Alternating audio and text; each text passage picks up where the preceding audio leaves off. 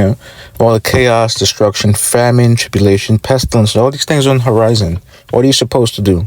A lot of people in the world, so-called preppers and things of that nature, they would tell you, hey, man, you got to stock up. You got to grab water. You got to grab canned foods, power supply, gas.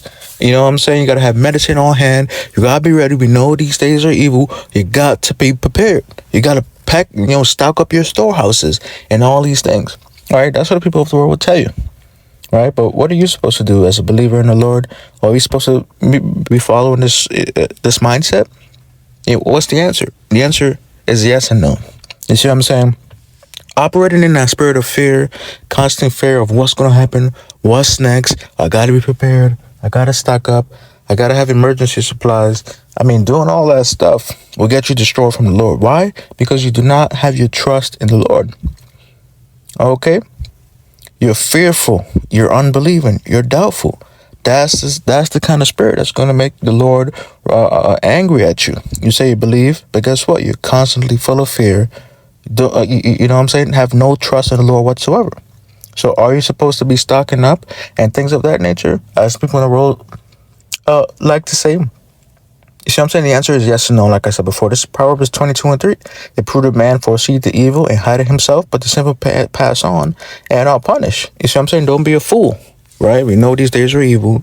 We know they got a round 2 of the you-know-what coming around. You know they talked about a cyber P word. All right. Remember what happened with CrowdStrike, I believe it was called, where all the Microsoft operating systems were shut down. No flights, no purchasing, no nothing. You remember that?